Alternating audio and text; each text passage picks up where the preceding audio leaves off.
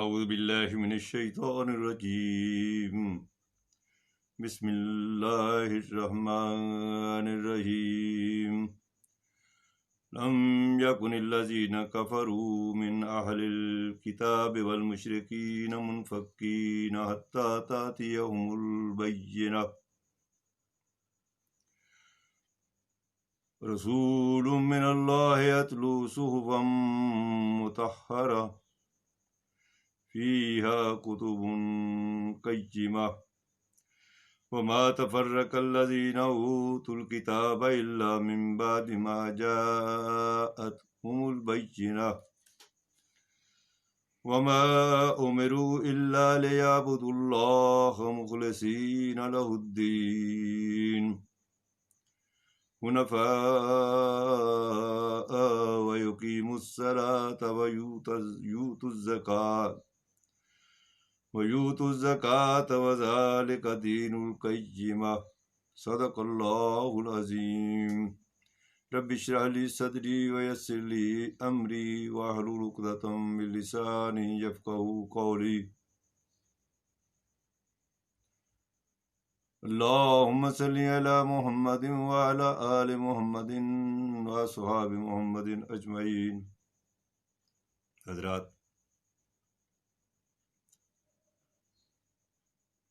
سورہ بینہ کی 5 پہلی آیات میں نے آپ کے سامنے تلاوت کی ہیں۔ امتوں کے اندر اختلاف ان کے جو اہل علم ڈالتے رہے ہیں، قرآن حکیم نے ان کو بڑا کھول کھول کر کے بیان فرمایا، اور ہمیں اللہ تبارک تعالیٰ نے تھوڑی سی توفیق عطا فرمائی ہے کہ ہم اس کو واضح کرنے کی کوشش کر رہے ہیں۔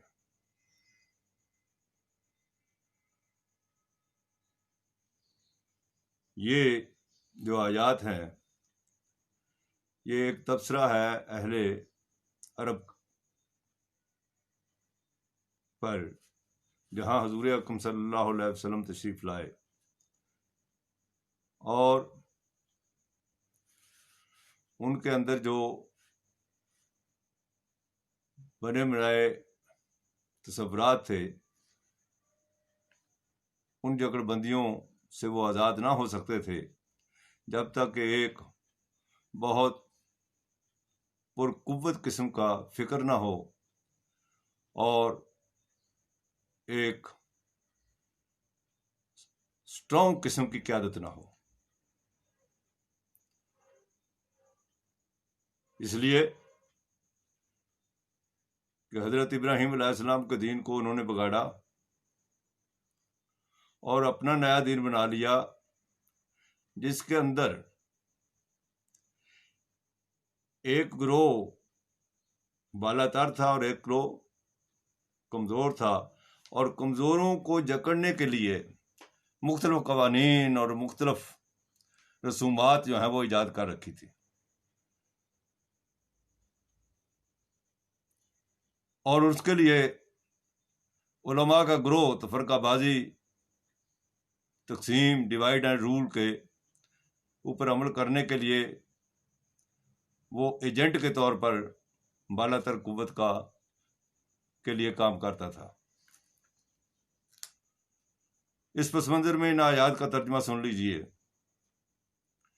ارشاد ربانی ہے، شروع اللہ کے نام سے جو بے حد مہربان نہایت رحم والا ہے۔ لم یکن الذین کفروا، یہ اہل عرب مشرکین مکہ نہ تھے وہ لوگ جو منکر ہیں۔ کون منکر ہیں؟ کفروا کون ہے؟ اہل عرب کی بات ہے۔ من اہل الکتاب، مشرکین مکہ، والمشرکین، اور مشرکین۔ تو گویا کہ اللہ تبارک تعالیٰ نے عرب کے اندر جو اہل کتاب یہودی تھے، کچھ عیسائی بھی تھے، باقی قریش اور حضرت اسماعیل علیہ السلام کی اولاد دین حنیف کے پیروکار تھے۔ اہل مکہ دین حنیف کے پیروکار تھے، یہودی اور عیسائی تورات اور انجیل کے پیروکار تھے، تو وہ اہل کتاب. تو فرمایا کہ یہ جو اہل کتاب ہے یہ چھوٹی موٹی باتوں سے بعد آنے والے نہیں تھے، چھوٹی موٹی نصیحتوں سے اپنے بنے بنائے دین کو چھوڑنے کے لیے تیار نہ تھے. فرمایا حتیٰ تاتیہم البینہ، حتیٰ کہ ایک دو ٹوک قسم کی بینہ، کھلی بات، کھلی دلیل ان کے پاس جب تک نہ آئے. اور یہ کھلی بینہ کیا ہے، کھلی بات کیا ہے، کھلی دلیل کیا ہے؟ قرآن حکیم، جس میں صرف چند موٹی موٹی باتیں ہیں، لمبی چوڑی باتیں نہیں ہیں، یہ تو ہم نے بنا رکھی ہیں. ایک تو بینہ قرآن حکیم، رسول من اللہ یتلو صحفا مطہرہ، دوسرا رسول، ایک قائد جس کے اپنے کردار کے اندر کوئی انگلی اٹھا نہ سکے. رسول من اللہ، اللہ تعالیٰ کی طرف سے رسول. یتلو صحفا مطہرہ، اور وہ کیا ہے؟ پڑھتا ہے ورق پاک قرآن حکیم. یعنی ایک شخص اور دوسرا اس کے پاس فکر اور اس کے مطابق اس کا کردار، یہ قائد کی نشانیاں ہیں. اس کا ذکر کیا اللہ تعالیٰ نے کہ اہل عرب اور اپنے اہل کتاب، ان کو ان کے بنے بنائے خود ساختہ دین سے آزاد کرانے کا اس کے علاوہ اور کوئی حل نہیں تھا کہ ایک سٹرونگ قسم کی شخصیت ہو، مضبوط کردار کی حامل شخصیت ہو، اور ایک دو ٹوک قسم کے حامل کتاب ہو. تو گویا کہ حضور اکرم صلی اللہ علیہ وسلم کا اور کتاب کا، قرآن حکیم کا یہاں بالواسطہ ذکر فرمایا. فیہا کتب قیمہ، یہ وہ کتاب ہے جس کے اندر احکامات بالکل دو ٹوک اور ٹھوس قسم کے بیان کیے گئے ہیں.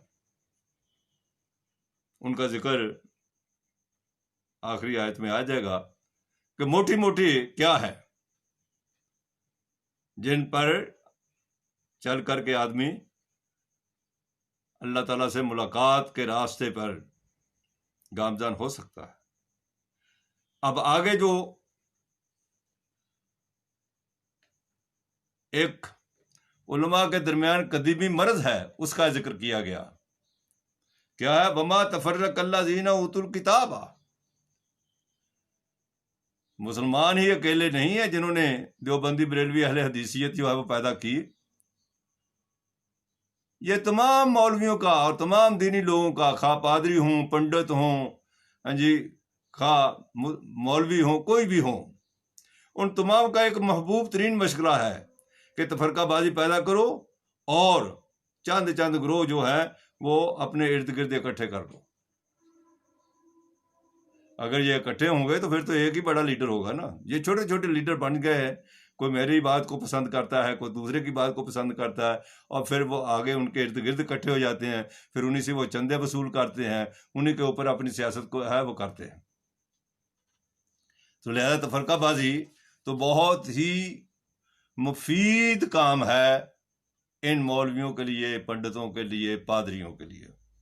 تو اہل کتاب نے بھی فرمایا وما تفرق الذین اوتوا الکتاب الا من بعد ما جاءتهم البینہ، جب ان کے پاس کھلی آیات آ گئیں، تورات آ گئی، انجیل آ گئی، اللہ تعالیٰ کی کتاب آ گئی، تو اب تو انہیں اس کے مطابق چلنا چاہیے، لیکن اس میں ہی انہوں نے تفرقہ بازی پیدا کی.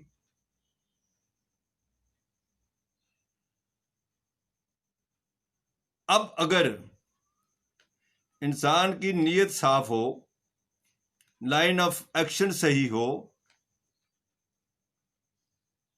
اور اس کے ارد گرد ہی ساری کی ساری آیات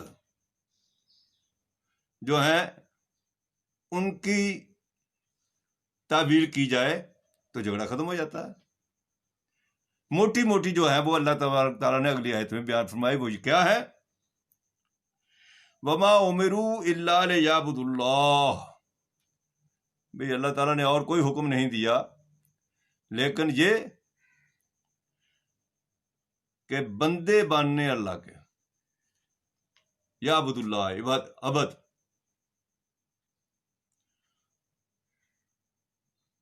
یہ جو ہم نے عبد کے حوالے سے بہت مختصر سا اور محدود ترجمہ کر کے اس کو فوکس کر دیا ہے نماز روزہ حج زکوٰۃ میں کہ یہ عبادت ہے، قرآن مجید میں اس کا کہیں ذکر نہیں ہے کہ نماز روزہ حج زکوٰۃ جو ہے وہ یہ عبادت ہے، بلکہ تفرقہ کیا گیا ہے، تفریق کر دی گئی ہے، واضح کر دیا گیا ہے. قرآن مجید کی آیت ہے واسجدوا، سجدہ کرو، یعنی یہ طریقہ رسوم عبادت الگ ہے نماز روزے کے حوالے سے. واسجدوا، سجدہ کرو، نماز پڑھو، روزہ رکھو، یہ ایک الگ ہے. واسجدوا، اور آگے پھر الگ فرمایا وعبدوا، بھائی سجدہ بھی کرو، نماز بھی پڑھو اور عبادت بھی کرو. عبادت کیا ہے؟ مسجد سے نکلنے کے بعد بقیہ 24 گھنٹے کی فیلڈ کے اندر ہر آن اللہ تبارک تعالیٰ کو یاد رکھنا اور اس کے مطابق اپنے طرز عمل کو سنوارنا. کاروبار میں بیٹھا ہے تو وہاں اللہ تبارک تعالیٰ یاد ہو، دفتر میں بیٹھا ہے تو اللہ تبارک تعالیٰ وہاں یاد ہو، شادی بیاہ کر رہا ہے تو اللہ تبارک تعالیٰ وہاں یاد ہو، اگر کسی جگہ پر جج ہے تو اللہ تبارک تعالیٰ یاد ہو. تو گویا کہ زندگی کے 24 گھنٹوں میں اللہ تبارک تعالیٰ کو ہر آن پیش نظر رکھنا، مونڈی بینا الیہ، جی وہ ہے عبادت. بندہ بننا 24 گھنٹے کا. ہم نے 24 گھنٹے کو اٹھا کر کے صرف 1 گھنٹے کی بندگی کو بندگی کہہ دیا. یعنی اگر ہم 5 نمازیں ان کے اوقات جمع کریں تو میکسیمم 1 گھنٹہ بنتا ہے. تو گویا کہ 24 باقی 23 گھنٹے ہم اپنی مرضی سے کام کرتے رہیں، اور 1 گھنٹہ جو ہے وہ اگر ہم مسجد میں آ کر کے 5 نمازیں پڑھ لیں اور بہت زیادہ لمبے بھی سجدے کر لیں تو لوگ سمجھتے ہیں کہ ماشاءاللہ بڑا کرنے والا ہے اور بڑا پہنچا ہوا ہے، بڑا نیک ہے، اور وہ خود بھی اپنے آپ کو بڑا متقی سمجھتا ہے. تو فرمایا ایسا نہیں ہے. وما امروا الا لیعبدوا اللہ مخلصین، پورے خلوص کے ساتھ اللہ کے بندے بنو، لہ الدین، اور اپنی لائف سٹائل، لہ الدین، زندگی کا 24 گھنٹے کی اور 12 مہینوں کی زندگی کا لہ الدین اس کے لیے خالص ہو جائے. تمہارا طرز عمل، دین کیا ہے؟ طرز عمل، لائف سٹائل، اس کو موٹی سی چند چیزیں بیان کر دی ہیں. وہ کیا ہے؟ حنفاء، خالص، ویقیم الصلاۃ، اور اللہ تعالیٰ کے آگے جھکنا، اور یقیم الصلاۃ نوع انسانی کے ساتھ موڈے سے موڈا جوڑنا. مسجد کو ویلفیئر سینٹر بنانا، ایک دوسرے کے غم خار بننا، یہ ہے صلاۃ. یقیم الصلاۃ، نوع انسانی سے ہمدردی کا عملی مظہر صلاۃ ہے. اور دوسرا کیا ہے؟ ویؤت الزکوٰۃ، اور زکوٰۃ دینا. ذرا غور کیجئے کہ کیا زکوٰۃ اللہ تعالیٰ کھاتا ہے؟ نعوذ باللہ، انہیں کو ضرورت ہے، اسے کو ضرورت. یہ اللہ کے بندوں کے لیے ہے. یقیم الصلاۃ بھی نوع انسانی سے ہمدردی، اور یؤت الزکوٰۃ بھی نوع انسانی سے ہمدردی. اس سے پہلے حنفاء آ چکا ہے، پرخلوص انداز میں، ہمدردی کے انداز میں، لیکن اسی کے اندر ہم نے تفرقہ پیدا کیا. اس کا ذکر آ گیا اس لیے کہ تفرقہ بازی ہماری سرشت کے اندر جو ہے وہ شامل ہے. وَيُؤْتُوا الزَّكَاةَ یقیموا الصلاۃ، وہ بھی اللہ اور نوع انسانی کے ساتھ محبت کا ایک ذریعہ، اور مسجد ایک ویلفیئر سینٹر سوسائٹی کا۔ حضور اکرم صلی اللہ علیہ وسلم نے فرمایا شادیاں کروانی ہو تو مسجد میں کرو۔ حضور اکرم صلی اللہ علیہ وسلم کی مسجد جو ہے وہ چیف جسٹس ہاؤس بھی ہوتی تھی، فورن آفس بھی وہی تھا، پرائم منسٹر ہاؤس بھی وہی تھا، کھیل کے میدان بھی وہی تھا، نو انسانی کی ویلفیئر کا سینٹر بھی وہی تھا۔ آج کیا ہے؟ مولوی کی اجارہ داری کا ایک گھر بنا دیا ہم نے، یہ اس کی پراپرٹی بنا دی ہے۔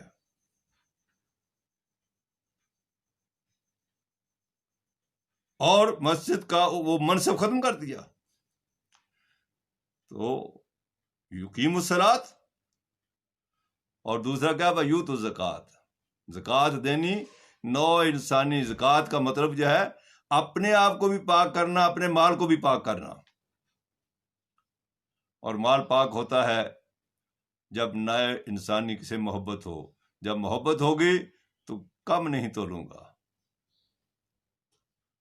جب محبت ہوگی نئے انسانی سے تو رشوت نہیں لوں گا، جب نئے انسانی سے محبت ہوگی تو ڈرائنگ روم بات سے بڑھ کر نہیں سجاؤں گا، لمبی بلڈنگیں نہیں بناؤں گا تاکہ دوسرے جو ہیں ان کے اوپر روپ ڈالنے کے لیے نہیں۔ نو انسانی کی محبت بنیاد ہے۔ دنیاوی سہولتوں کے حوالے سے جو آج مجھے سہولتیں حاصل ہیں، یہ تو سرور کونین صلی اللہ علیہ وسلم کو بھی نہ تھیں، لیکن درجہ حضور اکرم صلی اللہ علیہ وسلم، پوری دنیا کے واحد انسان۔ تو کہنے کا مقصد یہ ہے وَیُؤْتُوا الزَّکَاۃ، زکوٰۃ دینی نو انسانی، انسانیت۔ دین اسلام دین انسانیت ہے۔ دیوبندی بریلوی اہل حدیثیت نہیں ہے، دین انسانیت ہے۔ وَذَلِكَ دین القیمہ، فرمایا یہ ہے مضبوط دین، اصل دین۔ ذالک دین القیمہ، یہ دین قیم یہ ہے کیا؟ نو انسانی سے محبت۔ اس کا عملی مظاہرہ کیا ہے؟ نماز۔ اور اس کا عملی مظاہرہ کیا ہے؟ مال کا خرچ کرنا۔ یہ زکوٰۃ سے مراد یہ 2.5% والی زکوٰۃ نہیں، ہر آن انفاق فی سبیل اللہ۔ اور انفاق بھی کیا ہے؟ جو زائدہ ضرورت ہے وہ سب دے دو۔ لینن نے اسی لیے کہا کہ اگر ہمیں یہ آیت معلوم ہوتی وَيَسْأَلُونَكَ مَاذَا يُنْفِقُونَ، اگر اس آیت کا پتہ ہوتا، پوچھتے ہیں کہ کیا خرچ کریں، يَسْأَلُونَكَ مَاذَا يُنْفِقُونَ قُلِ الْعَفْوَ، فرمایا جو بھی تمہاری ضرورت سے زیادہ ہے وہ خرچ کر دو۔ لینن جس وقت انقلاب لے آیا اسے یہ آیات معلوم ہوئی، تو اس نے کہا اگر ہمیں اس آیت کا پتہ ہوتا تو ہم اتنی محنت نہ کرتے، ہم یہ جھنجٹ نہ اٹھاتے۔ نو انسانی کی محبت کے علاوہ دین اسلام اور سلامتی آ ہی نہیں سکتی۔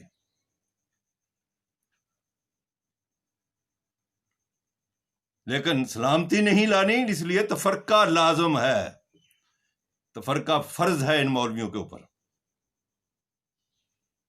وما تفرق الذین اوتوا الکتاب، اوتوا الکتاب نے بھی کیا۔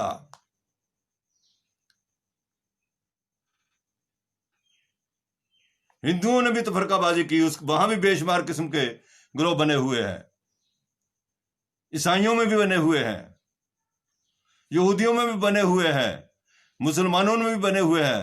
لیکن بدقسمتی یہ ہے کہ ان مسلمانوں کو اب عقل سمجھ نہیں آتی لوگوں کو، کبھی ان کو پکڑے تو صحیح۔ تمہارے پاس کتاب آ چکی ہے، آج آسانی سے ہر شخص ترجمے ہو چکے ہیں، عربی نہیں آتی ترجمے ہو چکے ہیں، انگلش نہیں آتی ترجمے ہو چکے ہیں، تو رات انجیل آپ پڑھیں۔ میں نے پہلی کتاب ہی the religion of scriptures one community common faith لکھی ہے، تمام مذاہب کا مطالعہ کرنے کے بعد، کہ تمام کے تمام مذاہب جو ہیں ان کی کتابیں اگرچہ ان کے اندر تحریف بھی کر دی ہے تو بھی ان کی کتابیں تمام کی تمام اللہ تبارک تعالیٰ کو ایک مانتی ہیں. ہندوؤں کا کلمہ کیا ہے جسے ہم کہتے ہیں کہ یہ بہت بڑے جو ہے وہ مشرک ہیں, بتوں کو پوجتے ہیں. اے کم ایوم ادے تم نے ایک ہی ہے, دوسرا نہیں. وہ تو بنا دیے ہم نے خود, ہمارے مولویوں نے بنا دیے. پیچھے رہو ان کے مولویوں کے, چلو مولویوں کو غور و خوض نہ کرو, تمہیں جہنم میں پہنچا کر کے چھوڑیں گے. تو فرمایا ذالک دین القیمہ, یہ دین قیم ہے. ان الذین کفروا من اہل الکتاب والمشرکین فی نار جہنم خالدین فیہا اولئک هم شر البریہ. لیکن جو انکار کریں گے ان کے لیے اللہ تبارک تعالیٰ نے شر البریہ. اللہ تعالیٰ مجھے بھی اور سامعین کو بھی سمجھنے کی توفیق عطا فرمائے اور عمل کرنے کی توفیق عطا فرمائے. وآخر دعوانا ان الحمد للہ رب العالمین.